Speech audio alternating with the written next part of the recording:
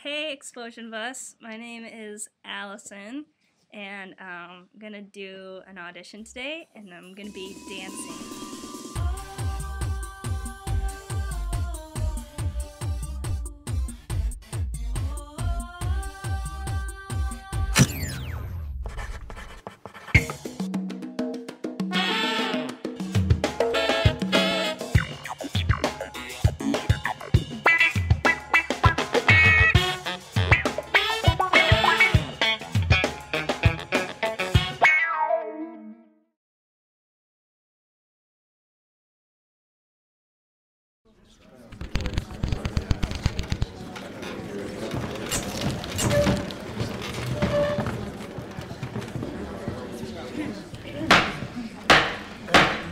We now recall our witness, Mr. Jonathan Gold, founder of the Traveling Talent Explosion, or for the purposes of this hearing, acting head of the Explosion Bus.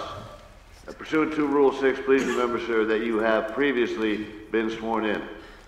Now, we've heard in panel after panel about the extent of the crisis unfolding around the globe this year. Mr. Gold, in order to understand your reluctance to assist the United States government... You mean my enthusiasm?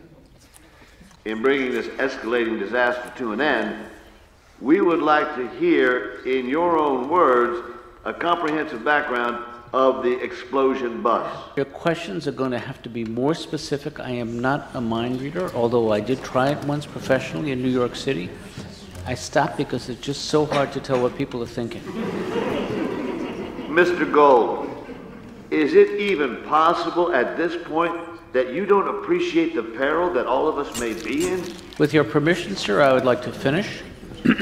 Excuse me. After I gave up on mind reading, I went into the low-budget freak show business. We had a bearded man, a mental midget. Mr. Gold. We could not afford the Siamese twins. We had two guys with a joint checking account. I am trying to educate this committee. Look, this is not a difficult question. We're asking you to start at the very beginning. I apologize. I will try to be more accommodating. Thank you. What you're referring to is a June night in the year 2011. If that is, in fact, the beginning, yes. Thank you. Every Friday night, Leo Huckstep and I would meet at my apartment, and it was a ritual. John, I can't tell you how much it means to me that every Friday night you put on such a spread. You know, it's all the things that you and I both love. 3 kinds of meat.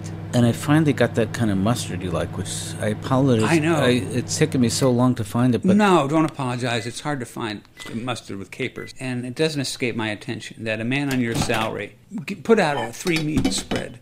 You're a 3-meat man in a 2-meat town, John. First of all, thank you for assuming it's a meat. You are such a wonderful host. Hosting is something that is so second natural nature to you. Well, my You see, I think, and I'm flattering myself, I think I'm a wonderful guest. But that's easy. You know, I grew up in a typical Jewish home. Always food on the table. Sometimes it would sit there for weeks. It was disgusting.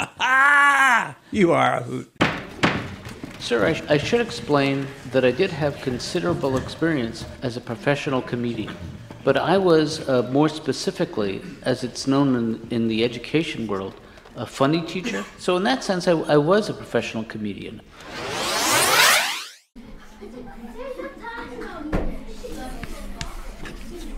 Have you heard of the No Child Left Behind policy? No one? Okay, there are 23 kids in the class. If every week one child gets left behind, at the end of 5 weeks, how many kids are left behind? No one? You didn't pay to get in here. Instead of saying, "Is that an island?" he said, "Staten Island?" Look, I don't need a courtesy laugh. I had my first Cheyenne dream last night. I hope it's a dream where she won. Of course she won. I mean, what else could possibly happen to a kid with that much talent? She's on a roll, Leo. I mean, I just... Every week she's better. Do you take any credit for the success of Cheyenne? Because the facts are you coached her in 3 different productions. Mm-hmm. You really introduced her to the stage. But to answer your question, I do take a bit of pride. And you should. When she was in second grade, sometimes she'd walk by in character and I'd trip her just to see if she'd get up in character. Cruel? Fine. Say what you want. But the girl, it kept her focused. And also prepares her for the real world. Well, I don't think she'll ever be on the real world. I mean, that's not even a scripted show. We gave her so much. It was our job. Yeah. We didn't do it for recognition. No, we did it. We did it for her because we love and support talent. God, I hope it goes well for her. I've been having my fingers crossed so much, I look like, there she is. Oh, my God. Shh. And she looks fantastic. That's our baby.